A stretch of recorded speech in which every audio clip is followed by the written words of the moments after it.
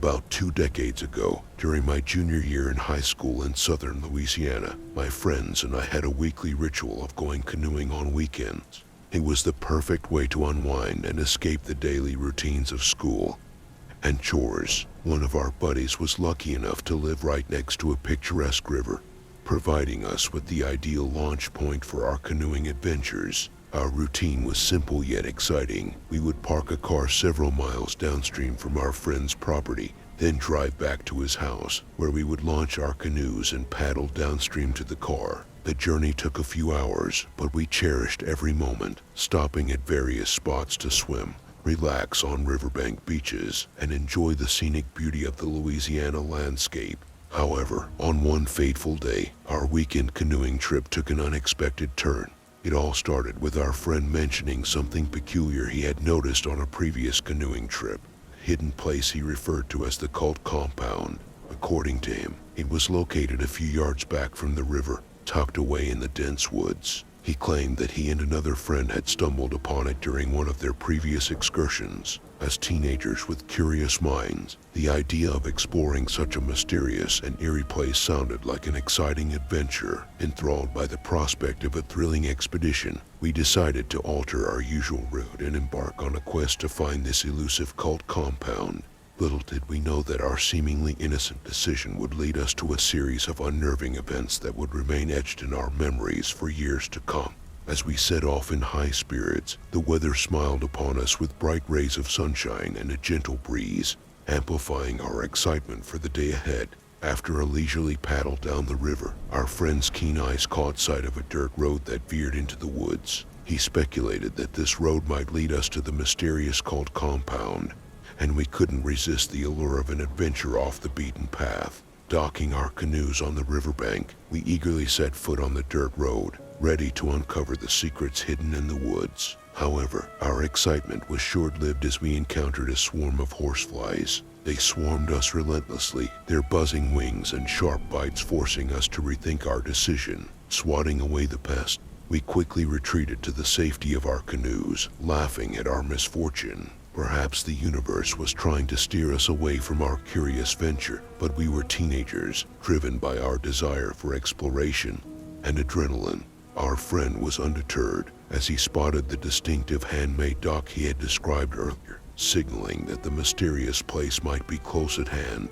In our youthful enthusiasm, we decided to give it another try, disembarking from our canoes and venturing into the woods once more. Navigating through the foliage and dappled sunlight, we soon stumbled upon the enigmatic structure that had captivated our imaginations, a 2-story shack standing amidst a clearing. The sight of it sent a shiver down my spine, as if the woods themselves held their breath, aware of the secrets this place held. As we approached the shack, I couldn't help but notice a moat that surrounded it, adding to the eerie ambience. But the real shock came when we spotted a figure emerging from within the makeshift dwelling. My heart skipped a beat as I noticed the man's unkempt brown hair and woolly beard, bearing an uncanny resemblance to the infamous Charles Manson. The man was wearing khaki shorts and an Abita Beer t-shirt, but what caught my eye was the shiny metallic object he held in his hand. My mind raced, convinced it was a knife. Fear gripped me, and I found myself unable to look away from this unsettling scene.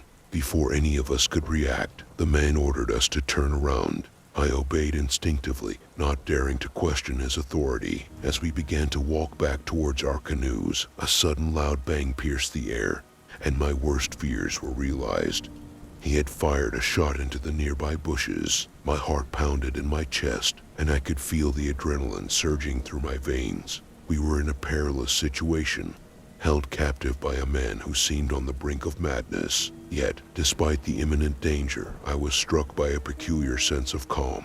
In those tense moments, my mind strangely contemplated the idea that I now knew the circumstances of my own potential demise. A morbid thought for a teenager, I know. The man herded us into a clearing where we sat in the dirt, vulnerable and at his mercy. As he ranted, I couldn't help but notice a peculiar contraption above us, a log suspended by ropes and pulleys. It seemed ominous, as if he could drop it on us at any moment. Was this some bizarre trap he had set up? As his ramblings continued, I kept my composure, making a silent vow to fight back if he tried to harm us further. My mind raced with thoughts of survival, ready to face whatever horror he might unleash. As if toying with us, the man insisted on taking our information to call the police. Despite the danger, I was relieved by the prospect of involving law enforcement, hopeful that they could intervene and bring an end to this eerie encounter. Oddly, he lacked paper and a pen, leading to an unusual exchange where we wrote down our names and addresses on a small piece of lumber he handed to us. My friends wisely provided false information, seeking to protect their privacy, but one brave soul, against all reason, offered his genuine details. The man's demeanor seemed to oscillate between hostility and friendliness, leaving us bewildered and unsure of what to expect next. I couldn't shake the feeling that we were walking on a tightrope, teetering between life and death. Attempting to establish some connection, I made small talk with him, asking about his military background. In response, he regaled us with tales of being in the Navy and his supposed martial arts training for the Marines. It was a bizarre and unsettling conversation, to say the least. As the minutes felt like hours, he informed us that the shack had originally been built by the Navy and transported to its current location. This revelation only deepened the mystery surrounding the place, leaving us with more questions than answers. Unexpectedly, the man's mood took a lighter turn.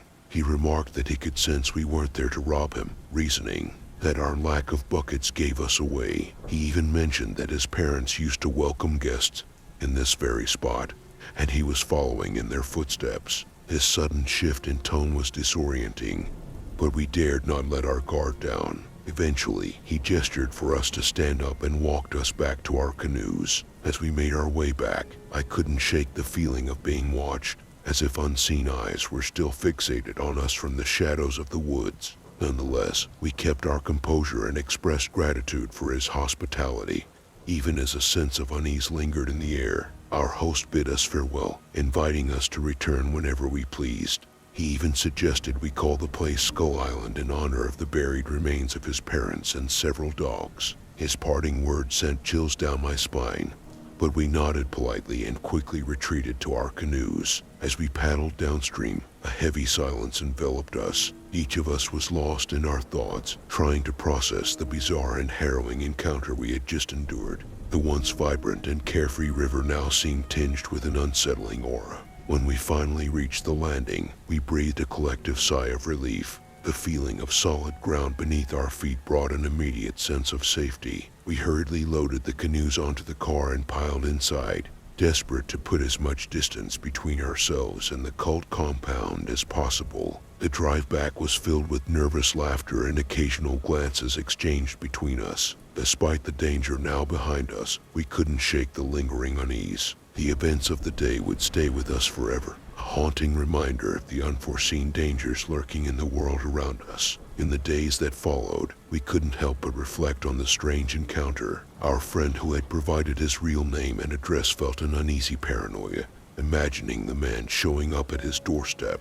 We tried to reassure him that the chances of that happening were slim, but deep down, we couldn't be entirely sure. As we grew older, we learned to appreciate the valuable lessons that they had taught us. We realized the importance of being cautious and mindful of our surroundings, especially in unfamiliar territory. We also acknowledged that exploring mysterious places without permission could lead to dangerous consequences, no matter how thrilling it seemed in the moment. Looking back, I wonder about the man we encountered in those woods. Was he truly troubled, grappling with mental health issues and seeking solace in solitude? Or was there something more sinister lurking beneath the surface of his peculiar demeanor? We'll never know for certain, but his face and that ramshackle shack remain etched in my memory. The cult compound incident became a cautionary tale we shared with others, warning them about the potential dangers of trespassing and the importance of making wise decisions.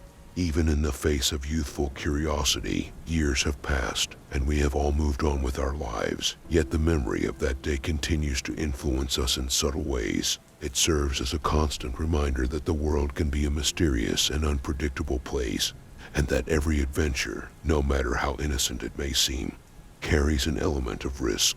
As for Skull Island, I've heard whispers that others have stumbled upon it over the years, each with their own strange encounters and unsettling stories. But like all legends, the truth is shrouded in uncertainty, and the mystery of that peculiar shack in the woods endures. So, to those who dare to wander off the beaten path, heed our cautionary tale and remember that even the most alluring adventures may lead to the most unexpected and chilling of encounters. And above all, stay mindful, stay safe, and be vigilant in the face of the unknown. For in the heart of the wilderness, you never know what awaits you.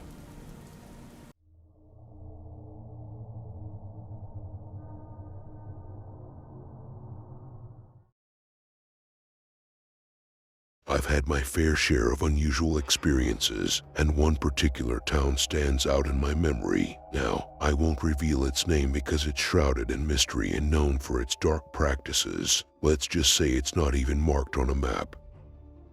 Heading to this town was an adventure in itself. The road leading there was treacherous, winding along steep mountain slopes, with an old suspended bridge that seemed ready to collapse at any moment. As I crossed the bridge, I noticed the word dead scrawled on its beams, giving me an eerie feeling. So, how did I end up venturing into this secluded place and being accepted? Well, it all started in high school when I fell in love with a guy who was like the prince of that town. When I first visited, it felt like my presence was already known, almost like a form of protection. I assumed it was for my safety from the locals, but it turned out to be something more. The road that initially seemed bleak suddenly split, revealing a breathtaking forest with vibrant greenery and a picturesque pond dotted with small mansions. Despite the serene beauty, an unshakable feeling of being watched pervaded the air. There was no one in sight, yet I couldn't escape the sense that unseen eyes were upon me.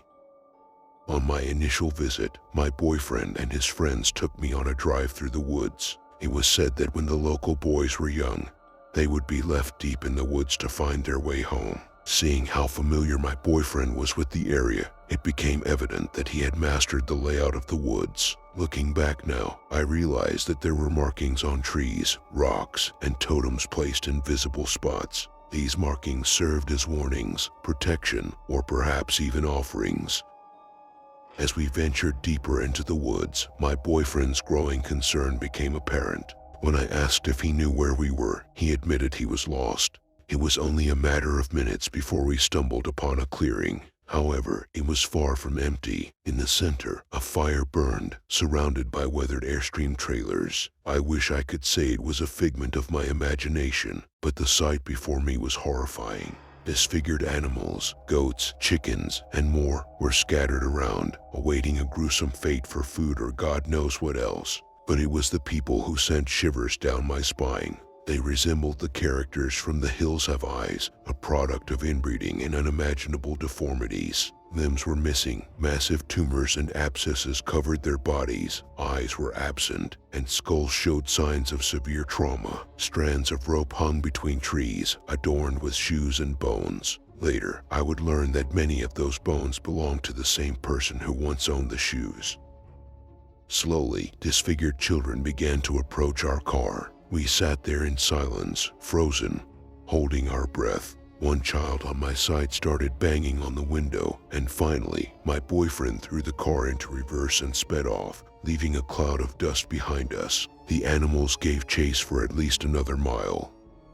From that point on, whenever we ventured deep into the woods, even late at night, we would often encounter eerie individuals silently observing our every move. I eventually lost touch with my boyfriend, but a few years later, I began questioning the reality of what had happened. I asked him about the undocumented underground mines and rivers, and that's when he confirmed it. He said, "Oh, you mean Cat Burglar's Corner? Yeah, it was all real. We were among the first people to stumble upon it in decades." The revelation sent chills down my spine. Cat Burglar's Corner, a tribe of strange trailer-dwelling individuals residing in the already unsettling woods. The more he shared, the more unnerving it became. There was something else he told me about: the boots. Twice a month, a peculiar occurrence took place on the main road. A pair of worn-out work boots would mysteriously appear, accompanied by a note that read "Cat Burglar's Night." It was a strange tradition that no one dared to interfere with. sticky fingers were common in that town, but even the most brazen thieves respected the boots. From dusk till dawn, the boots remained untouched in the exact same spot. Then, come morning, a primitive smiley face, painted in red, would greet anyone who passed by, marking the place where the boots had been. The stories and encounters left an indelible mark on my memory. Over the years, I couldn't shake the unsettling feeling whenever I thought about that hidden town and its peculiar inhabitants. It remained a place filled with secrets, a dark underbelly hidden beneath its tranquil facade.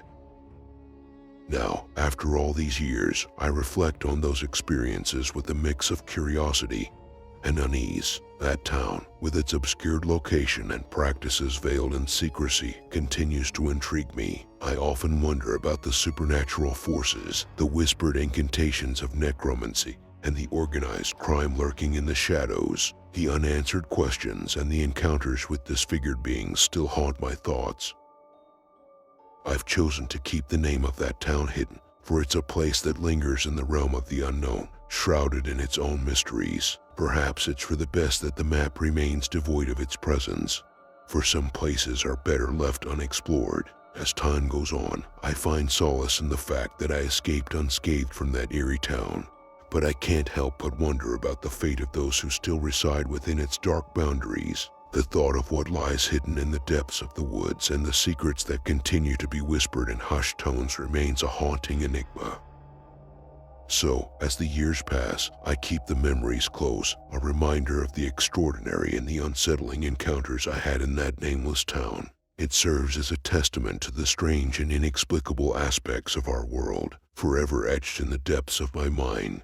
And as I recount these stories, I can't help but feel a sense of gratitude for having escaped the clutches of that haunting place, a place where the boundary between reality and the supernatural becomes blurred, leaving an everlasting impression on those who dare to venture within its dark embrace.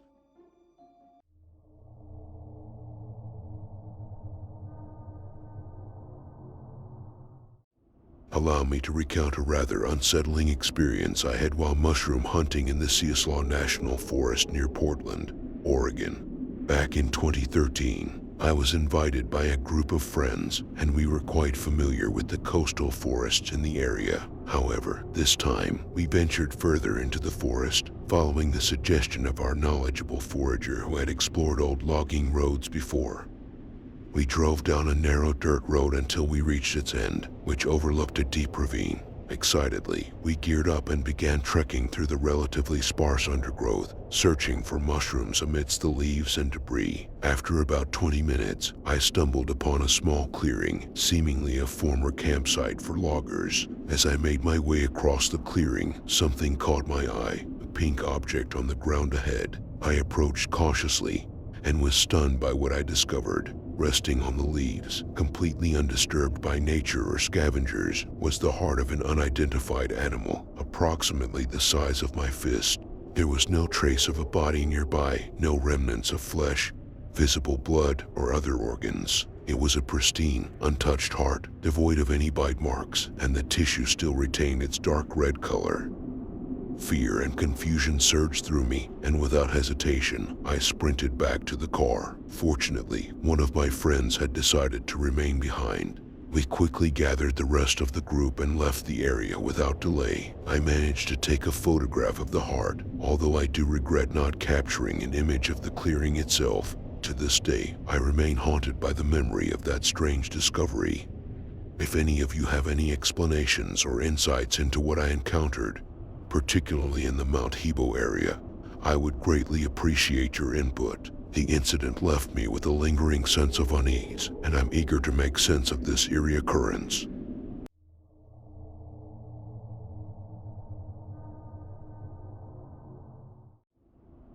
During my upbringing in Singapore, I had a unique perspective on the supernatural due to my atheist parents. I was never taught about concepts like death, reincarnation, or communication with the deceased. Instead, my knowledge of ghosts was shaped by scary stories and horror movies. As a child, I leaned towards logical explanations, drawing from my interest in psychology to make sense of any unusual experiences I encountered. However, a recent incident made me reconsider my beliefs and view these encounters in a new light.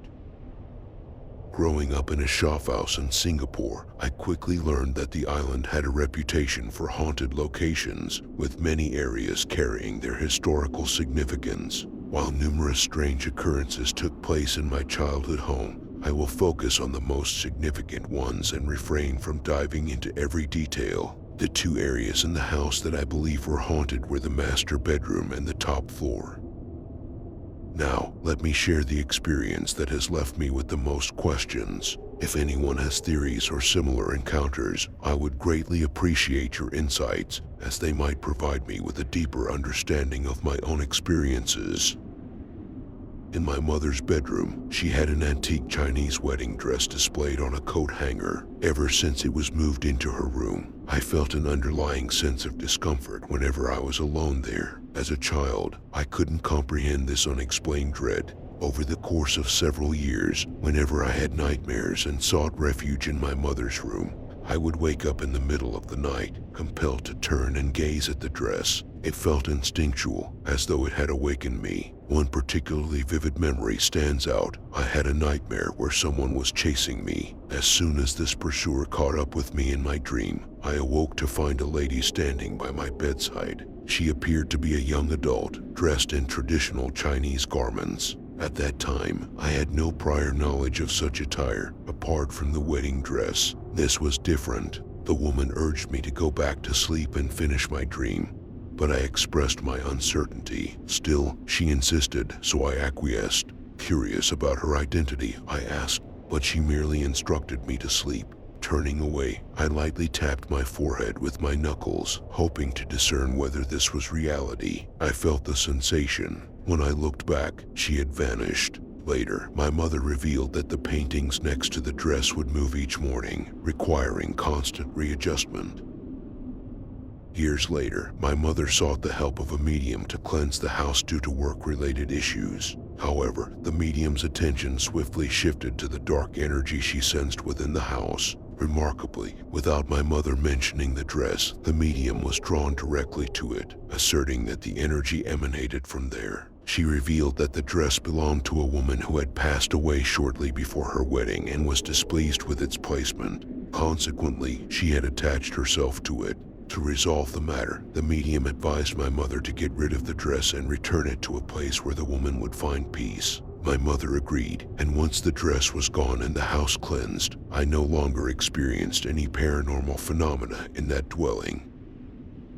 Now, I find myself questioning the reasons behind these supernatural encounters seemingly directed at me. Whenever guests stayed overnight, they often expressed a strong desire to leave the following day or shared sensations they had experienced during the night. For instance, a friend once felt someone breathing on their neck. Many of my childhood friends and even neighbors refused to venture to the top floor. Nevertheless, the most intense and tangible interactions always occurred when I was home alone or when everyone else was asleep.